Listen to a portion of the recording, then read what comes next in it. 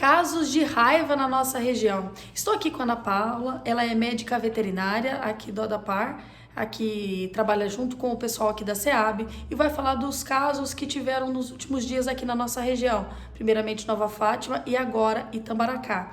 Ana Paula, como que vocês identificam esse tipo de doença?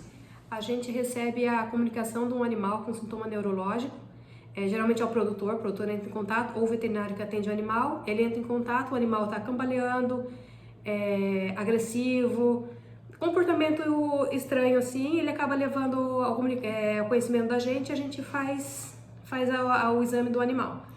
Neste caso, quais animais que são afetados pela raiva? São os mamíferos em geral. Aqui a gente trabalha com animais de produção, né? Então são bovinos, equinos, suínos, caprinos, ovinos, são animais mamíferos. Neste último caso, onde foi registrado aqui em Itambaracá, que é bem próximo aqui a Bandeirantes, seria um cavalo, um equino que acabou contraindo essa doença. Isso, aqui em Itambaracá foi um equino. Como que acontece essa transmissão?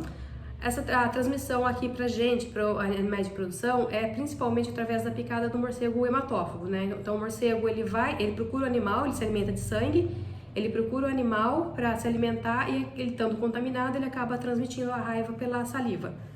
Neste caso, o controle da doença, ela é realizado pela questão da vacinação. O controle da doença pela vacinação. Então, assim, a vacinação não é uma vacinação obrigatória, mas ela é altamente recomendada em locais que tem a presença desses morcegos hematófagos. E também o controle do morcego hematófago. O controle do morcego é feito exclusivamente pela DAPAR. A gente identifica o local de moradia deles ali, o abrigo deles, e faz esse controle. Estes morcegos, na maioria dos casos, eles ficam na zona rural ou pode ter também na zona urbana? Principalmente na zona rural. É muito difícil esse morcego estar na zona urbana. Ele não gosta de movimento, ele não gosta de pessoas, né? Ele sempre é local tranquilo, local escuro, mais afastado assim. Olha, neste caso, por exemplo, casas abandonadas, troncos de árvores, todos esses pontos podem ser moradias para este morcego na zona rural. Isso, grutas também, cavernas, né, paredão de pedra. Onde tiver um local que seja protegido para ele, escuro, com umidade, eles podem estar alojados. Neste caso, os agricultores que nos acompanham, que tem algo neste sentido, que desconfie que ali pode ter esse tipo de morcego, ele tem que acionar a DAPAR? Ele tem, é importante para a gente conhecer. É importante também ele não destruir esse local, porque quanto mais a gente conhecer o local que esses morcegos estão alojados, é mais fácil o controle. A gente não consegue exterminar o morcego, mas a gente consegue fazer um controle para diminuir a população. Tá certo, olha gente, é uma situação bastante grave e que pode sim, neste caso são animais, mas acontece, né, raramente, mas pode acontecer de fazer uma picada desse morcego em um ser humano. É raro. Aqui na nossa região é raro acontecer esse ataque diretamente pro ser humano. A gente conhece casos no norte, principalmente no nordeste, que isso acontece. Aqui a gente não tem conhecimento, mas e é importante também que é acidente com morcego. Se alguém encontrar um morcego com um comportamento estranho, um morcego morto, caído, não mexer nesse morcego. Chamar a gente, pra gente fazer a coleta do morcego, que a gente faz também a análise do morcego, se for necessário, né? Não mexer no morcego. E também não mexer no animal doente. Então, se o animal estiver apresentando um comportamento estranho, não pôr, porque ele tem uma característica, às vezes ele aparece que está engasgado.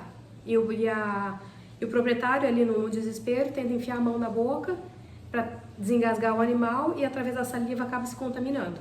Então não mexa no animal também. Olha, o animal nesse caso, desse equino que foi contaminado, existe alguma cura para essa doença? Não, a raiva não tem cura. O animal, nesse caso do equino, nos outros casos que a gente teve também, o animal morreu naturalmente. É uma doença que não tem cura. Não tem cura. E ataca qual sistema do animal? É o sistema nervoso, então é neurológico, é exclusivamente neurológico. Olha, gente, o trabalho aqui do pessoal da DAPAR agora é identificar esses pontos onde estão tendo esse tipo de morcego para fazer o controle e para os agricultores tomar cuidado e, é claro, a recomendação é sempre vacinar contra a raiva. Isso, a gente recomenda vacinar, então quem tem ali convive com esses morcegos deve vacinar esses animais, não precisa esperar a gente comunicar a vacinação. E em locais que teve caso de raiva, aí sim a vacinação é obrigatória. A gente passa informando as propriedades ali no raio de 12 quilômetros para proceder à vacinação. Com informação direta aqui da DAPAR de Cornélio Procópio, falando de um novo caso de raiva, desta vez ali na região de Itambaracá, e um outro caso que teve em Nova Fátima, Daniane Souza para a Recife FM.